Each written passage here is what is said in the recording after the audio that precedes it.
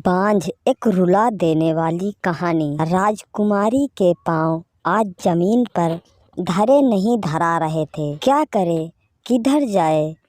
कभी सोहर गाने वालियों पर रुपए न्यौछावर कर रही थी, कभी महाराज जी को नमक हल्दी दे रही थी। इधर से मुंह बोली छोटकी ननदिया उससे हंसी कर रही थी, तो उधर बगल की अम्मा जी अछवानी बनाने के लिए गुड़ मांग रही थी। और बीच बीच में राजकुमारी की नजरें उन पर भी टिक जाती। आज कितने वर्षों बाद उन्हें खुश देखा, एकदम निश्चिंत। कनपट्टी की सफेद रेखाएं भी आज नहीं दिख रही थी। असमय उग आई झुर्रियां अचानक से कम हो गई थी। आखिर विवाह के 20 साल बाद दोनों को औलाद का सुख मिला और जैसे जीवन ही बदल गया। सोच रही थी राजकुमारी 16 साल की उम्र में उसका विवाह छोटन से हुआ था। छोटा परिवार था छोटन का, 2 भाइयों वाला। बड़े भाई की शादी हो चुकी थी, उसके 3 बेटे थे। छोटन का विवाह भी धूमधाम से हुआ। राजकुमारी घर में आई। शुरू के साल तो भाप जैसे उड़ गए, पर जैसे जैसे दिन बीतने लगे बातें होने लगी। पहले दबी जुबान से, फिर एकदम सामने से। निर्बंस, बांझिन, कोख खाने वाली जैसे ताने से शुरुआत होती, मारपीट पर खत्म होती। गलतियां तो एकदम आम थी, छोटन सब देखता। शुरू में एक आध बार विरोध भी किया, पर बड़े भाई और भौजाई के सामने खुद को बेबस पाता। और एक दिन बड़े भाई का बेटा बीमार पड़ गया।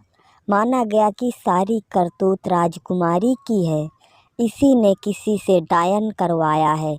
डाह जो है, बस फिर क्या था, उसे मारने में दरिंदगी की हद पार कर दी गई। दीवार से सर लड़ा दिया गया, चैला से दागा गया, नाखून खींच लिए गए।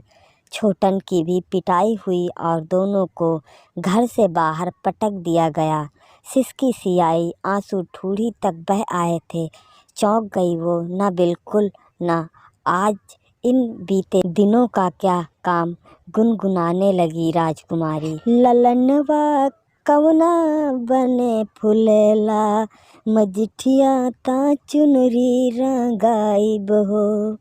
तभी फिर से एक सिसकी सुनाई दी, धुत ई मनना। वह जोर जोर से गाने लगी। झनर झनर बाजे भजनवा, रुंझुन बाबू खेले आंगनवा। पर सिसकी की आवाज तेज हो गई, अब वह रुदन में बदल गई थी। राजकुमारी ने ध्यान दिया, वह आवाज बगल के पट्टा से आ रही थी।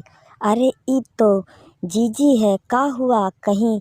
राजकुमारी भागी बाहर की ओर। उधर जिधर छोटन का भाई भौजाई रहते थे, 2 साल हुआ बड़े भाई गुजर गए। दोनों छोटे बेटों को शहर की हवा लग गई थी। बड़ा बेटा पढ़ नहीं पाया तो अपनी पत्नी के साथ यही रहता था। कुछ दिनों से बेटा बहू और उनमें खटपट चल रही थी। आज उनको मार पीट कर घर से बाहर निकाल दिया। पड़ी थी वो रास्ते पर धूल धूसरी। राजकुमारी ने यह दृश्य देखा तो कांप उठी। रौब देखा था, क्रूरता देखी थी इस चेहरे की, और आज इतनी बेबस, इतनी निरीहता। उसने भाग कर जेठानी को संभाला, उनके आंसू पोंछने लगी, उन्हें चुप कराने लगी।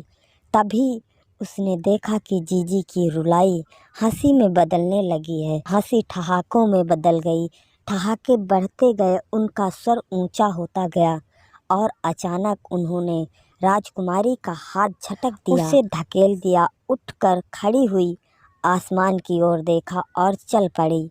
लोग कहते हैं कि वो पागल हो गई है, गांव में भटकती रहती है, राजकुमारिया राजकुमारिया बड़बड़ाती रहती है। उनकी देखभाल राजकुमारी ही करती है, पर जीजी की आंखें उसे पहचानती तक नहीं। हाँ, राजकुमारी के बच्चे से इस तरह हुलस कर मिलती है, कलेजे से लगाती है कि जैसे वह उसकी ही कोख जाया हो, उसकी अपनी संतान।